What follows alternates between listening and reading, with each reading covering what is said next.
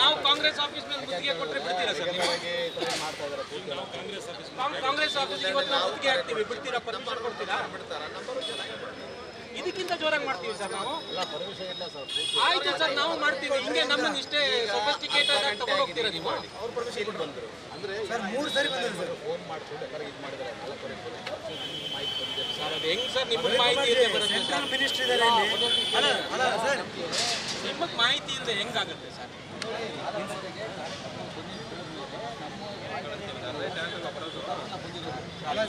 ಈ ತರ ಪ್ರತಿಭಟನೆ ಮಾಡಿದ್ರೆ ನೀವು ಅಲರ್ಟ್ ಇರುತ್ತೆ, ನಿಮ್ದು ಅವ್ರ ಮೇಲೆ FIR ಮಾಡದೆ ಹೋದ್ರೆ ನಾವು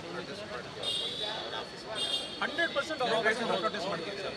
ಸೆಂಟ್ರಲ್ ಮಿನಿಸ್ಟರ್ ಬಂದಿರ್ತಾರೆ, ಅದು ಬಂದು ನಿಂತ್ಕೊಳ್ಳೋದು, ಮುದ್ದೆ ಹಾಕಿ ಬರೋದು. ಸೆಂಟ್ರಲ್ ಮಿನಿಸ್ಟರ್ ಬಂದಾಗ ನೀವು ನಿಮ್ಗೆ ಗೊತ್ತಿರೋಲ್ವಾ?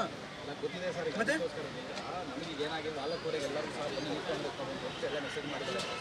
ಆದ್ಮೇಲೆ ಗೊತ್ತಾದ್ರೆ ಸಹ ನಮಗೆಲ್ಲ ಗೊತ್ತಾಗಿತ್ತು. ಅವ್ರ ಮೇಲೆ ಇದು 4ನೇ ಸರ್ತಿ ಸರ್ ಬಿಜೆಪಿ ಆಫೀಸ್ ಎದುರುಗಡೆ ಪ್ರತಿಭಟನೆ ಮಾಡ್ತಾ ಇರೋದು. ನಮಗೆ ನೋಡ್ ಸಾಕಾಗಿದೆ. ನಾವು ಒಂದು ಹಂತದಲ್ಲಿ 6 ಜನ ಬರ್ತಾರೆ, ನಾವು 5 ಜನ ಇರ್ತೀವಿ. 4ನೇ ಸರ್ತಿ ಇದು ಬಂದಿರೋದು. ನೀವು 1 ಸರ್ತಿ 2 ಸರ್ತಿ 4 ಸರ್ತಿ ಒಂದು ಪಾರ್ಟಿ ಆಫೀಸ್ ಎದುರುಗಡೆ ಪ್ರೊಟೆಸ್ಟ್ ಮಾಡಕ್ ಬಿಡ್ತೀರಾ ಸರ್ ನೀವು? ಅಲ್ಲ ಯಾರೇ ಆಗ್ಲಿ ಸರ್, ಕಾಂಗ್ರೆಸ್ ಅವರೇ 4 ಸರ್ತಿ ಮಾಡಿದ್ದಾರೆ. ಈಗ ಬಿಜೆಪಿ ನಾವು ಕಾಂಗ್ರೆಸ್ ಆಫೀಸ್ ಆಫಿಷಿಯಲಿ ನಾವು ಪ್ರೊಟೆಸ್ಟ್ ಮಾಡಕ್ ಬಿಡ್ತೀರಾ? 4 ಸರ್ತಿ ಮಾಡ್ತೀವಿ, 5 ಸರ್ತಿ ಮಾಡ್ತೀವಿ. ಮತ್ತೆ ಹೆಂಗ್ ಸರ್ ಬಂದ್ರು ಸರ್ 4 ಸರ್ತಿ ಹೆಂಗ್ ಬಂದ್ರು ಸರ್? ಮಾಡ್ತೀರಲ್ವಾ? ಮಾಡ್ತಿರ್ತಾನೆ. ಮಾಡದೇ ಇದ್ರೆ ಅವ್ರ ಆಫೀಸ್ ಮಾಡೋದು. ಹೇಳಿಕವಲ್ ಪೊಲೀಸ್ ಇನ್ಸ್ಪೆಕ್ಟರ್ ಅದನ್ನೇ ಈಗ ಮಾತಾಡ್ತಾ ಇದ್ದೀವಿ. ಪೊಲೀಸ್ ಡಿಪಾರ್ಟ್ಮೆಂಟ್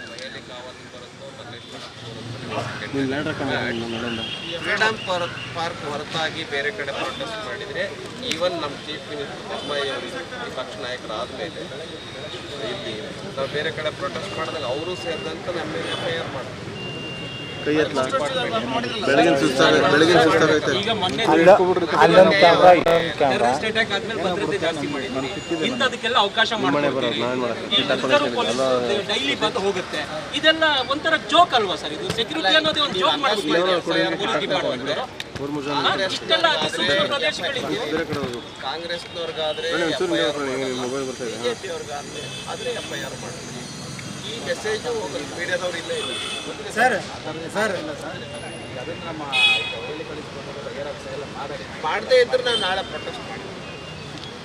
ಅಲ್ಲ ಸರ್, ರವಿಕುಮಾರ್ ಜಿ, ನಾವು ಇಲ್ಲೇ ಇದ್ದೀವಿ, ಇಲ್ಲೇ ಗೆಲ್ತಿದ್ದೀರಾ ಪೊಲೀಸರು. ಆ ಕಡೆಯಿಂದ ಬರ್ತಾರೆ, ನೀವೇ ಮಾತಾಡ್ತಿದ್ದೀರಾ? ಅಲ್ಲ ರೀ, ಸೆಂಟ್ರಲ್ ಮಿನಿಸ್ಟರ್ ಬಂದಾಗ ಕೇಳಿ ನಾವು ಮೊದಲು ಕಳಿಸಿ ಇನ್ಫಾರ್ಮೇಶನ್ ತೆಗೆತಾ ಇದೀವಿ. ಅವ್ರು ಹೇಳ್ತಾ ಇದ್ದಾಗ ನಾವು ಅಟ್ಲೀಸ್ಟ್ ನಾವು ಹೇಳ್ಬೇಕಲ್ವ, ಎಲ್ಲಿ ಗ್ಯಾದರ್ ಆಗ್ಬೇಕಾಗಿದೆ. ಇದೆಲ್ಲ ನೀವು ನೋಡ್ಕೊಳ್ಬೇಕು ಸರ್. ನೀವು ಪೊಲೀಸ್ ಡಿಪಾರ್ಟ್ಮೆಂಟ್ ಸ್ಮಾರ್ಟ್ ಇರಬೇಕು ಸರ್. ಇದೆಲ್ಲ ನಮ್ಮ ನಾಗರಿಕರ ಸಮಸ್ಯೆ ಅಲ್ಲ, ಪೊಲೀಸ್ ಡಿಪಾರ್ಟ್ಮೆಂಟ್ ಸ್ಮಾರ್ಟ್ ಇರಬೇಕು. ಇದನ್ನೆಲ್ಲ ನಿಭಾಯಿಸೋ ಸಾಮರ್ಥ್ಯ ನಿಮ್ಮ ಕೈಲಿ ಇದೆ. ನೀವು ಮನ್ಸು ಮಾಡ್ಬೇಕಷ್ಟೇ. ಅವ್ರು ಮಾಡೋ ಪೋಸ್ಟರ್ ಹೆಂಗಿತ್ತು ಸರ್? ಈಗ ನೀವು ನಾನಾಗಿರೋ ಪುಟ್ಟಿನ ತಳ್ಬಿಟ್ಟು ಹೊರಟಿದೆ.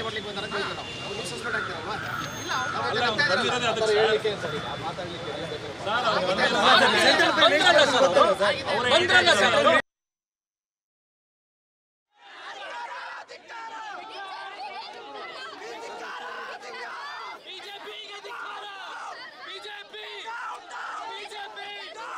ಜೂನ್ 25ರಂದು ತುರ್ತು ಪರಿಸ್ಥಿತಿಗೆ 50 ವರ್ಷದ ಹಿನ್ನೆಲೆಯಲ್ಲಿ ಬಿಜೆಪಿ ರಾಜ್ಯ ಘಟಕ ತನ್ನ ಅಫಿಷಿಯಲ್ ಖಾತೆಯಲ್ಲಿ ಮಾಡಿದಂಥ ಟ್ವೀಟ್ನ ಖಂಡಿಸಿ ಇವತ್ತು ಕೆಪಿಸಿಸಿ ಮಹಿಳಾ ಘಟಕದ ಅಧ್ಯಕ್ಷೆ ಸೌಮ್ಯ ರೆಡ್ಡಿ ನೇತೃತ್ವದಲ್ಲಿ ಬಿಜೆಪಿಯ ಪ್ರಧಾನ ಕಚೇರಿ ಜಗನ್ನಾಥ ಭವನದ ಮುಂದೆ ಪ್ರತಿಭಟನೆಯನ್ನು ಮಾಡಲಾಯಿತು. ಪ್ರತಿಭಟನಾ ಸಂದರ್ಭದಲ್ಲಿ ಮೂರು ಬಾರಿ ಕಾಂಗ್ರೆಸ್ ಕಾರ್ಯಕರ್ತರು ಬಂದು ಬಿಜೆಪಿ ಕಚೇರಿ ಜಗನ್ನಾಥ ಭವನದ ಮುಂದೆ ಪ್ರತಿಭಟನೆ ಮಾಡಿದ್ದಾರೆ ಅನ್ನೋ ಆಕ್ರೋಶವನ್ನ ಬಿಜೆಪಿಯ ನಾಯಕರು ಮಾಡ್ತಾ ಇದ್ದಾರೆ. ಪ್ರಮುಖವಾಗಿ ವಿಧಾನ ಪರಿಷತ್ನ ಸದಸ್ಯ ಎನ್ ರವಿಕುಮಾರ್ ನೇತೃತ್ವದಲ್ಲಿ ಪೊಲೀಸರ ಜೊತೆ ಮಾತುಕತೆಯನ್ನು ಕೂಡ ಮಾಡಲಾಗಿದೆ.